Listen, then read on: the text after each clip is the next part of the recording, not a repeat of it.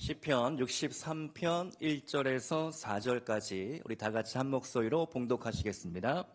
하나님이여, 주는 나의 하나님이시라. 내가 간절히 주를 찾되 물이 없어 마르고 황폐한 땅에서 내 영혼이 주를 갈망하며 내 육체가 주를 앙모하나이다. 내가 주의 권능과 영광을 보기 위하여 이와 같이 성소에서 주를 바라보았나이다. 주의 인자심이 생명보다 나음으로 내 입술이 주를 찬양할 것이라. 이러므로 나의 평생에 주를 송축하며 주의 이름으로 말미암아 나의 손을 들리이다. 아멘. 인생은 광야입니다. 스티븐 도나휴가 쓴 사막을 건너는 6가지 방법이라는 책이 있는데요. 이 책에서는 사막을 건너는 지혜를 소개하고 있습니다. 그 중에 4가지를 한번 소개해 드리겠는데요. 1번, 지도를 따라가지 말고 나침판을 따라가라. 사막의 지형은 어제 다르고 오늘 다르고 내일도 달라집니다. 거센 바람 때문에 지형이 늘 바뀌고 변화되는 것이죠. 내 감을 믿기보다는 나침판을 따라서 방향을 정하고 나아가야 합니다. 저자는 보이지 않는 마음속 나침판을 따라가야 인생이라는 사막을 건너갈 수 있다. 이렇게 조언을 합니다. 2번, 오아시스를 만나면 쉬어가라. 인생의 터닝 포인트를 만날 때가 있죠. 원치 않는 일로 잠시 직장을 쉬어야 할 때가 있습니다. 잘 쉬는 게 지혜입니다. 오아시스를 만나면 꼭 쉬어가야 되는 것이죠. 쉬지 않을 때 탈이 나고 탈진을 경험할 수도 있습니다. 3번, 모래 속에 갇히면 타이어에서 바람을 빼라. 사막에서 차를 타고 가다 보면 모래 수렁에 깊이 이게 차가 멈춰질 때가 있습니다. 그때는 이 타이어의 바람을 조금만 빼주면 쉽게 빠져나갈 수 있죠. 빨리 탈출하려고 무리하게 가속 페달을 밟으면 더 깊이 들어가기 마련입니다. 이처럼 인생의 위기를 만나면 한 발짝 뒤로 물러나서 이 상황을 한번 들여다볼 것을 저자가 권하고 있습니다. 4번, 함께 여행하라. 가장 중요한데요. 사막을 혼자 여행하는 것은 위험한 일입니다. 그래서 동행이 필요하고 가이드가 필요하죠. 사막을 누구보다 잘 아는 현지인의 조력이 필요합니다. 이처럼 사막이라는 인생, 광야라는 인생, 이 인생을 건너갈 때에는 하나님께서 우리의 가이드가 되어주셔야 되는 것이죠. 하나님을 의지하고 하나님의 손을 꽉 붙잡고 건너는 지혜가 필요합니다. 내 힘으로 무리하게 건너려고 할 때 탈진이 일어나고 우리는 그 사막에서 벗어나지 못할 수도 있다라는 것이죠. 다윗은 알았습니다. 다윗은 광야 인생을 누구보다도 오래 살았던 인물이죠. 그 광야에서 내가 살 길은 하나님을 의지하는 것이다. 하나님을 신뢰하는 것이다. 하나님께 내 인생을 맡겨드리는 것이다. 오늘 시편 63편은 다윗이 쓴 시로서 표제어를 보면 다윗이 유대 광야에 있을 때라고 되어 있습니다. 지금 다윗은요, 반정부 야당의 지도자입니다. 현 정부가 제거해야 할 대상 위험인물 1호로 지목이 되어 있죠. 사울 정권은 전국적인 현상수배를 내려서 다윗을 잡으려고 했습니다. 다윗의 목에 두둑한 포상금도 걸려 있죠. 다윗을 숨겨주는 사람들도 같은 죄를 묻겠다고 협박을 했습니다. 그래서 다윗은 아무도 없는 광야, 사막으로 나갈 수밖에 없었습니다. 그곳에서 그는 홀로 지내야 했습니다. 언제 어디서 적이 나타날지도 모른다. 그런 두려움과 죽음의 공포에 늘 직면해야 했죠. 그러나 그런 상황 속에서도 다윗은 믿음을 포기하지 않았습니다. 하나님을 붙잡았고 내 생명보다 내 목숨보다 하나님의 헤세드 은혜, 주님의 인자하심이 더 크다. 내가 그 주님을 찬양한다 라고 오늘 고백하고 있는 것이죠. 어떻게 다윗은 이 죽음과 공포의 땅에서 광야 한복판에서 하나님을 예배할 수 있었을까? 우리가 그 다윗 안에 있는 하나님을 향한 갈망의 마음을 오늘 배우기를 원합니다.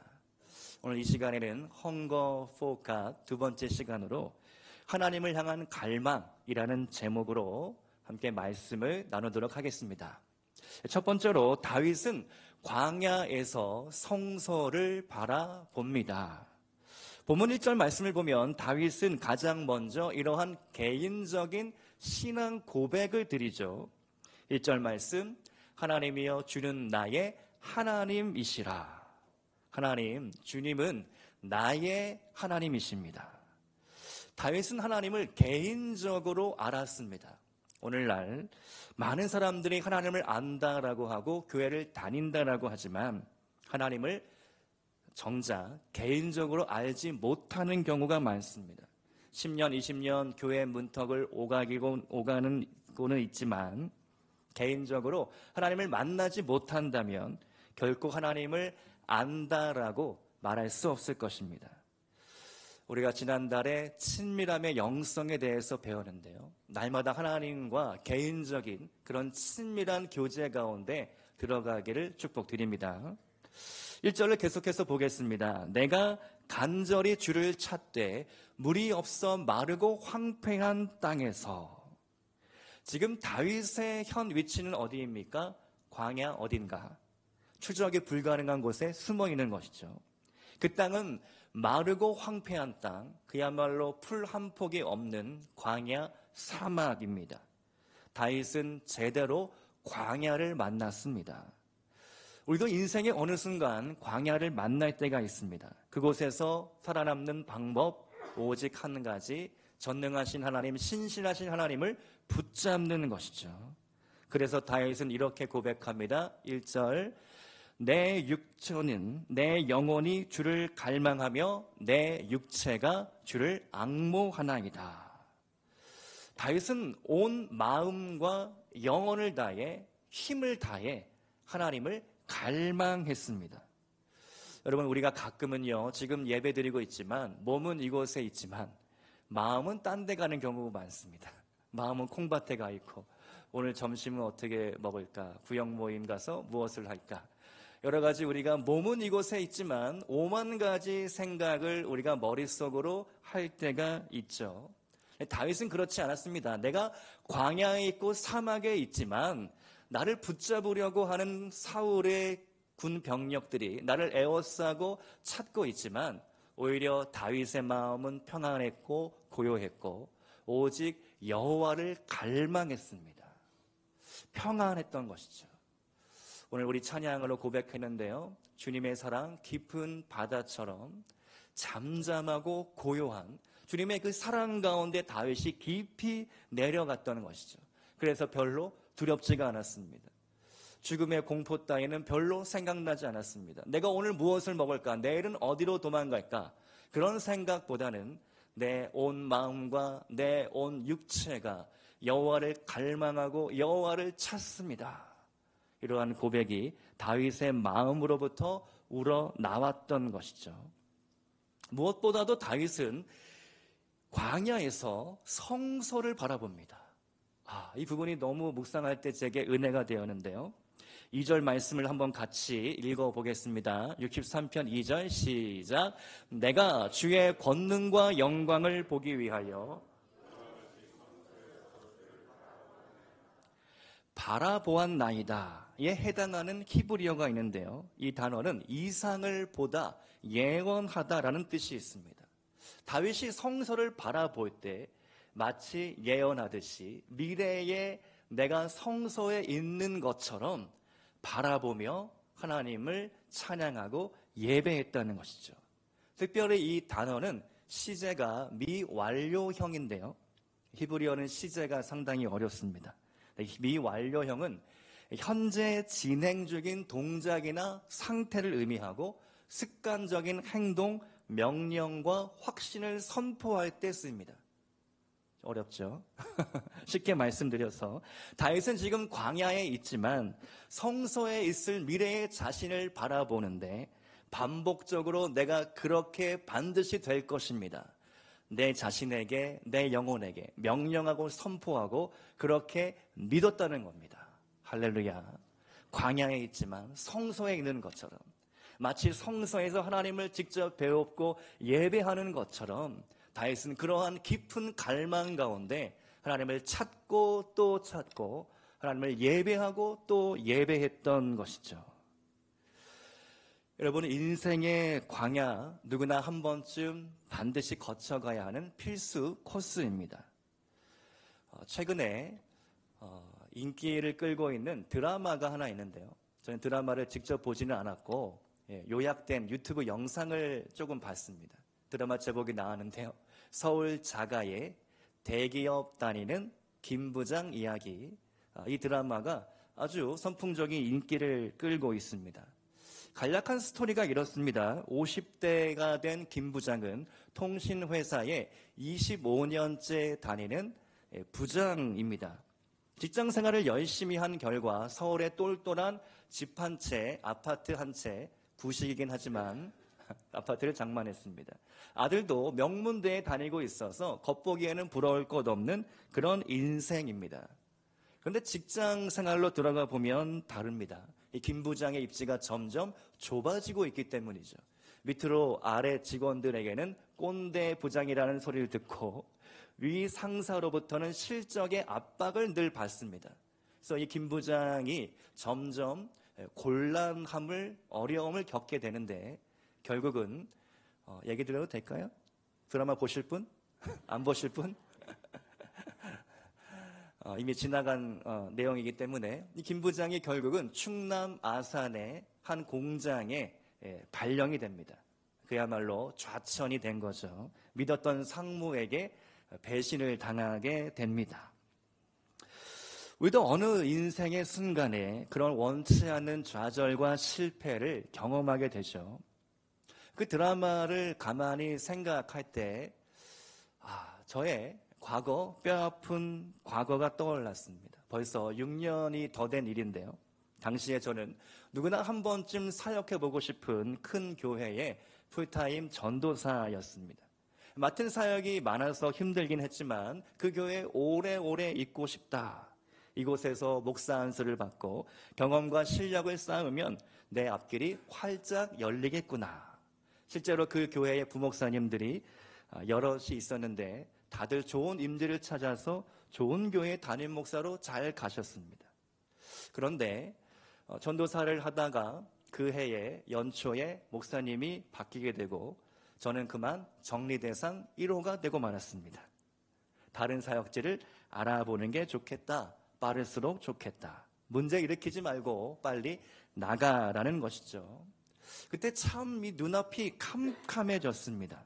그리고 그 시기가 한 달 뒤면은 목사 안수를 받게 되는데 그야말로 앞길이 활짝 열리기는커녕 완전히 캄캄해진 것이죠. 꽉 막힌 것만 같았습니다. 저는 인생에서 가장 행복해야 할 목사 안수식이었는데 제 마음에는 이보다 더 슬픈 안수식이 있을까?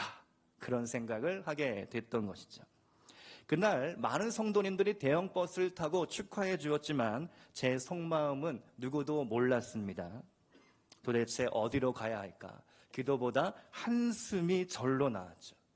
근데 그 순간에도 하나님은 저보다 앞서 길을 예비하고 계셨습니다. 나에게 가장 좋은 길을 예비해 주셨죠.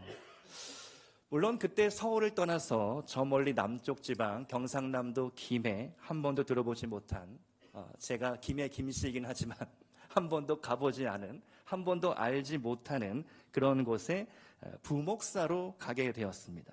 그곳에서 선임 부목사로서 많은 경험, 실력을 쌓는 좋은 시간을 보냈습니다. 뒤돌아보면 가족과 함께했던 행복한 추억이 김해에서 많이 있었습니다. 오늘 여러분의 인생 가운데 어떤 광야를 만났습니까? 어떠한 좌절과 실패를 경험하고 있습니까? 쓰러진 그곳에서 다시 하나님을 만나시기를 바랍니다. 넘어진 그곳에서 나를 일으켜 세워주시는 그 주님의 손을 꼭 붙잡고 놓지 않고 나아가시기를 축복드립니다. 광야에 있을지라도 주님이 계신 성소를 바라보는 하나님을 향한 갈망의 마음이 여러분 안에 있기를 축복드립니다. 다윗은 또 다른 시편에서 이런 고백을 드리죠. 시편 84편 10절 말씀 우리 한번 다 같이 선포하면서 읽어보겠습니다. 시작. 주의 궁정에서의 한날이 다른 곳에서의 첫날보다 나은즉 악인의 장막에 사는 것보다 내 하나님의 성전 문지기로 있는 것이 좋사오니. 아멘. 이 고백이 저와 여러분의 믿음의 고백 될 수 있기를 축복드립니다. 두 번째로 다윗은 생명 다해 하나님을 예배합니다. 본문 3절과 4절 말씀을 읽으면 다윗이 얼마나 하나님을 예배하는데 진심이었는가, 그 마음을 만나게 되죠. 3절 말씀을 읽어보겠습니다. 주의 인자심이 생명보다 나음으로 내 입술이 주를 찬양할 것이다. 아멘. 다윗은요, 자신의 목숨보다 하나님을 예배하는 일이 우선이었습니다. 주의 인자는 히브리어로 헤세드인데요, 주님의 한결같은 사랑과 은혜, 자비입니다. 그 헤세드 은혜가 내 생명보다 낫습니다. 그러므로 내가 주님을 찬양합니다. 여기 찬양이라는 단어는 히브리어로 큰 소리로 외치다 라는 뜻이 담겨져 있습니다. 여러분, 지금 다윗은 숨어 지내는 신세입니다. 들키면 안 됩니다. 더 조용히 있어야 됩니다. 그런데 다윗은 오히려 내가 큰 목소리로 주님을 찬양합니다. 이어지는 4절 말씀을 보면 다윗의 예배 태도를 볼 수가 있는데요. 이러므로 나의 평생에 주를 송축하며 주의 이름으로 말미암아 나의 손을 들리이다. 여기 송축하다에 해당하는 히브리어는 절하다, 무릎 꿇다 라는 의미가 있습니다. 그러니까 지금 다윗의 자세는 무엇입니까? 무릎을 꿇었죠. 그리고 주의 이름으로 내가 손을 들었다. 무릎 꿇고 두 손을 들고 할렐루야. 지금 내 신세가 광야에 있을지라도 내 외투가 먼지 구덩이 속에 막 거미줄이 막 묻어있고 내 먹는 음식이 고기 말린 거 그냥 근근히 살면서 내가 지낼지라도 돌베개 베고 내가 동굴에서 오늘 잠을 청할지라도 이슬을 겨우겨우 긁어 모아서 내 목마름을 그렇게 채울지라도 나는 주님을 찬양합니다. 주님께 감사합니다. 내 인생, 내 목숨보다 주님의 헤세드 은혜가 더 낫습니다. 이것이 다윗의 고백이었던 것이죠. 지난주 디모데후서 말씀을 제가 묵상으로 올리면서 AI를 활용한 이미지를 제가 띄워드렸습니다. 다들 보셨죠? 첫날 제가 그리스도 예수의 좋은 병사 이 말씀을 묵상하고 나서 이 말씀을 조금 더 이미지로 표현해서 성도님들에게 은혜를 끼치면 좋겠다. 그래서 한번 챗 GPT를 활용해서 이렇게 프롬프트 명령어를 내려서 제가 한번 만들었는데 로마 군병이 딱 칼을 들고 서 있는 모습, 그리고 자막으로 그리스도 예수의 좋은 병사, 이렇게 짠 이미지가 한 몇 초 만에 나오더라고요. 저도 깜짝 놀랐습니다. 그래서 한번 제가 시험적으로 올렸는데 그 이미지는 별로 제 마음에 사실 들지 않았습니다. 근데 점점 하면 할수록 조금씩 나아지더라고요. 그래서 이 디모데후서 말씀을 묵상하면 사도 바울이 디모데에게 이렇게 권면을 하는 겁니다. 야, 디모데야, 너 그렇게 유약한 성품으로 너의 나이가 젊다고 해서 위축되지 말아라. 너는 오히려 당당하게 군인 정신을 가져라. 기죽지 말아라. 너가 사령관이다. 너가 지휘관이다. 너가 에베소 교회의 담임 목사가 아니겠느냐. 자신감을 가지고 군인 정신으로 모든 목회와 사명을 감당해라. 그러면서 이렇게 이야기하죠. 군인은 자기 생활에 얽매이는 자가 없다.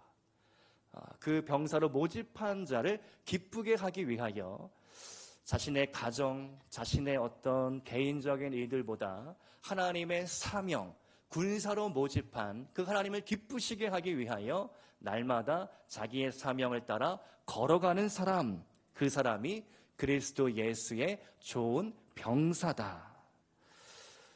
우리도 마찬가지입니다. 우리의 부르심, 거룩한 성도이면서 우리는 주님의 군사로 부르심을 받았습니다. 지금도 지구 어딘가에서는 신앙생활 한다는 것만으로, 예수를 믿는다는 것만으로 핍박과 박해를 당하는 성도들이 있습니다. 가까운 중국을 가면 중국의 가정교회 성도들은 목숨을 걸고 예배를 드립니다. 지금 시진핑 주석의 3연임 이후 중국의 기독교에 대한 핍박이 더 거세지고 있습니다. 이미 중국 땅에, 중국 본토에 머무르고 있는 선교사님들은 대부분 99.9%가 추방당했습니다. 소수의 남아 계신 분들은 제가 알기로 대학교의 교수님이거나 안정적인 직장을 갖고 있는 분들이나 남아있고, 대부분은 다 철수한 것이죠. 이제는 더 이상 외국인이 중국 본토에 머무르면서 복음 전하고 가르치고 훈련하는 사역을 할 수가 없습니다. 이제는 중국 가정교회 성도들이 자립하여서 스스로 복음을 전하고 교회를 세워나가야 하는 그런 시기가 온 것 같습니다. 물론 한 20년 전부터 백투 예루살렘 운동을 통하여 중국의 가정교회가 이슬람 땅으로 선교사를 보내는 일들이 시작되었죠. 충분히 중국 기독교 가정교회가 자생할 수 있다고 저는 믿습니다. 제가 중국 선교사로 사역을 할 때 과연 이 신앙의 자유가 없는 이 땅에서 중국 가정교회 성도들은 어떤 모습으로 예배드릴까? 그게 참 궁금했습니다. 그래서 어학연수 한 1년쯤 지나갈 때, 그래도 좀 중국어가 조금 될 때 가정교회 모임에 초청을 받아서 한번 간 적이 있습니다. 그때 예수님의 이런 말씀이 떠올랐는데요. 뱀처럼 지혜롭고 비둘기처럼 순결하라. 참 지혜롭게 가정교회의 소모임들을 진행하고 있었습니다. 평범한 빌라 같은 아파트인데요. 1층에서 초인종을 딱 누르면 이제 그 해당 호실에 사람이 물어봅니다. 누구냐? 어디서 왔냐? 누구 소개로 왔냐? 그래서 이름을 밝히고 내가 누구 소개로 왔다. 철저한 이 보안 절차를 통과해서 들어갈 수가 있습니다. 딱 집에 들어가니까 커튼을, 두툼한 커튼을 딱 쳐놓고 방음이 될 수 있도록 해놨더라고요. 그때 OHP 여러분 아십니까? OHP 필름으로 찬양 가사를 이렇게 벽에 띄워서 찬양을 부르고 동그랗게 둘러앉아서 말씀을 읽고 그렇게 예배 드렸던 기억이 생생합니다. 여러분, 그런데요, 그렇게 예배 드리다가 공안에 발각이 되면 즉시 다 붙잡혀 가는 겁니다. 특별히 지도자들이 잡혀가게 됩니다. 일반 성도들은 잡혀가지 않지만 리더들, 지도자들이 잡혀가서 너가 어떤 사역을 했는지 또 어떠한 일들을 하고 있는지 철저한 신문 과정을 겪게 되는 것이죠. 실제로 저와 함께 사역했던 선교사님 한 분은 2층에서 모임 중이었는데 1층에 공안이 왔다는 사실을 듣고 2층의 창문에서 뛰어내렸습니다. 발목을 다쳐서 몇 개월 동안 고생하셨다. 그런 이야기를 듣기도 했는데요. 지금 21세기 2025년을 살아가고 있지만 지구 어딘가에서는 지금도 신앙 때문에 핍박당하고 박해당하는 일들이 무수하게 많이 있다라는 사실이죠. 북한 땅도 마찬가지, 중국 땅도 마찬가지, 이슬람 땅도 마찬가지입니다. 그렇다면 오늘 우리의 예배는 어떻습니까? 오늘 내 예배의 자세는 어떻습니까? 내 생명 걸고 내 목숨 걸고 그렇게 갈망하는 심정으로 우리가 하나님을 예배하고 있습니까? 우리 안에 그러한 갈망하는 마음이 없다면 다시 한번 주님, 나를 불쌍히 여겨 주옵소서. 내가 주님을 찾을 때에 목마른 사슴이 시냇물을 찾아 헤매이듯이 다윗이 광야에서 성소를 바라보았듯이 그러한 깊은 갈망함으로 하나님을 찾고 예배하기를 원합니다. 때로는 무릎 꿇고 때로는 두 손 들고 주님 항복합니다. 주님께 복종합니다. 주님께 내 인생을 맡겨드립니다. 그러한 마음으로 주님을 찾고 주님을 만날 수 있기를 소망합니다. 지난 한 주 저녁 금식을 하면서 기도할 때 하나님께서 저에게 이런 마음을 주셨습니다. 더 맑고 더 깊고 더 높은 곳으로 와라. 이 음성 같은 하나님의 감동이 제 안에 딱 들어왔는데요. 더 맑게, 맑은 영혼을 하나님이 찾으시는 거죠. 더 순수한 사람, 순전한 인생을 하나님은 쓰십니다. 여러분 집에는 금그릇도 있고 은그릇도 있고, 금그릇, 은그릇은 없으시겠죠? 금그릇, 은그릇, 질그릇, 나무 그릇이 있는데 어떤 그릇이 주인에게 쓰임받습니까? 깨끗한 그릇이 쓰임받는 것이죠. 하나님도 마찬가지입니다. 맑은 영혼, 순전한 마음을 하나님은 쓰시는 겁니다. 그렇다면 과연 내 마음이, 내 영혼이 오늘 무엇을 바라보고 있는가? 무엇을 듣고 있는가? 나는 무엇을 생각하고 있는가? 내가 무엇을 마음에 품고 있는가? 돈인가? 세상인가? 어떤 내 인기인가? 내가 더 높은 위치에 올라가고 싶은 욕망인가? 사람들의 관심, 인정인가? 채워지지 않는 그런 내 마음을 나는 무엇으로 채우고 있는가? 하나님은 그것을 오늘 우리에게 원하시는 것이죠. 더 맑은 영혼으로 주님을 찾고 주님께 나아와라. 그리고 주님은 더 깊은 곳으로 우리가 내려오기를 원하십니다. 여러분, 깊은 바다는 잠잠하고 고요한 것입니다. 그 밑으로 들어가면 수면 위에 무슨 일이 일어나든지 폭풍이 불든지 아무 상관이 없는 것입니다. 주님과의 깊은 친밀함과 깊은 곳으로 내려가는 인생은 세상에 요동치는 것들, 세상의 변화, 내년 2026년도의 트렌드, AI 이런 것에 휘둘리지 않는 것이죠. 그것을 오히려 활용하고 그것을 뛰어넘어가는 지혜가 우리 가운데 있을 줄로 믿습니다. 더 깊은 곳으로 주님은 우리를 부르십니다. 여러분의 신앙생활의 연수가 몇 년 차이십니까? 몇십 년 차이십니까? 그 연차에 상관없이 중요한 것은 내가 얼마나 더 깊은 곳으로 내려가서 주님을 만나고 있는가, 그 문제인 것이죠.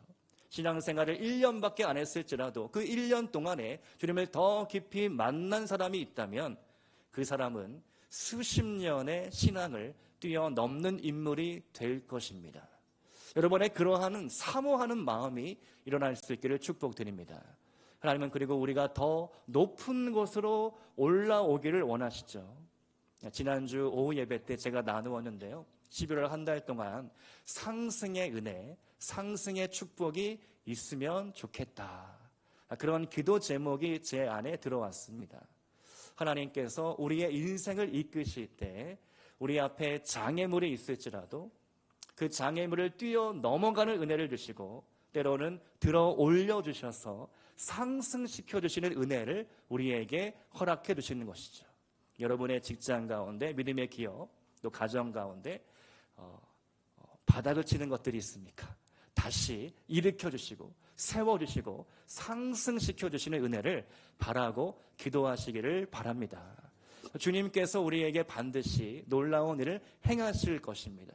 그러한 믿음으로 우리가 더 맑고 더 깊고 더 높은 곳으로 나아올 수 있기를 소망합니다. 제가 지난주에 영혼의 내시경에 대해 나눴는데요. 하나님께서 오늘 우리에게 원하시는 것은 우리 영혼에 꽁꽁 감추어둔 문제, 우리 마음속 깊은 곳에는 영혼의 밀실이 있는 것이죠. 그래서 그 누구에게도 털어놓지 못하는 말 못할 사정, 그런 사연들이 저마다 있습니다.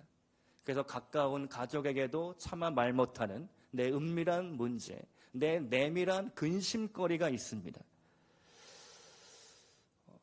그 영혼의 밀실을 주님 앞에 열어드리기를 원합니다. 내 영혼의 밀실을 잠금 해제하시기를 바랍니다. 하나님께서 오늘 여러분의 영혼 가운데 들어오기를 원하시는 것이죠. 요한계시록 3장 20절 말씀을 보면 볼지어다 내가 문 밖에 서서 두드리노니 누구든지 내 음성을 듣고 문을 열면 내가 그에게로 들어가 그와 더불어 먹고 그는 나와 더불어 먹으리라. 아멘. 여러분의 마음의 문을 열기 시작할 때 하나님께서 그 마음 안에 들어가셔서 여러분 영혼의 밀실에 꽁꽁 싸매어뒀던 문제, 그것을 푸시고 새롭게 하실 줄로 믿습니다. 오늘 말씀의 결론입니다. 사마리아 스가성에 그렇게 영혼의 밀실 같은 문제로 괴로워하는 여인이 있었죠. 우물가의 여인입니다. 이 여인은 늘 같은 시각 우물물을 기르러 나왔습니다. 그 시간은 정오였습니다. 가장 뜨거운 햇빛이 내리쬐는 정오의 시간, 왜 하필 그 시간에 이 여인은 우물물을 기르러 올까? 자신을 향한 사람들의 따가운 시선이 뜨거운 햇빛보다 더 두려웠기 때문이었죠. 그런 문제 많은, 그렇게 상처 많은 여인에게 주님이 먼저 다가가셔서 말을 거십니다. 그 여인의 깊은 문제를 주님은 이미 아셨습니다. 그리고 여인에게 놀라운 말씀을 하시죠. 내가 너에게 영원히 목마르지 아니할 생명샘 물을 주리라. 더 이상 사람들 눈치 보지 않아도 된다. 터진 웅덩이 같은 인생, 망가진 인생, 실패한 인생도 괜찮다. 다시는 수고스럽게 물 기르러 오지 않아도 되오니 나에게로 와서 내가 주는 이 생명샘 물을 마셔라. 여러분, 실패한 인생도 괜찮습니다. 찌그러져도 동그라미입니다. 망가지면 다시 펴면 됩니다. 더러워지면 다시 씻으면 될 일입니다. 오늘 우리가 그 주님을 향한 갈망으로 우물가의 여인처럼 주님을 만나고 영원히 목마르지 않는 그 생명샘 물을 마시기를 소원합니다. 내 텅 빈 마음을 주님으로 채워 주옵소서. 세상에 헛되고 헛된 것들을 이 시간 다 내려놓기를 원합니다. 우리 함께 찬양 부르고 기도하는 시간 가지려고 하는데요. 하나님, 내가 우물가의 여인입니다. 하나님, 내가 그렇게 세상의 헛된 것들을 따라다니고 방황했던 인생입니다. 그러나 이 시간 내가 다시 주님을 새롭게 만나기를 원합니다. 더 깊은 곳으로 나아가 주님을 만나고 주님과의 그 친밀한 교제가 내 인생 가운데 회복되기를 원합니다. 우리 함께 이러한 마음으로 찬양 부르도록 하겠습니다.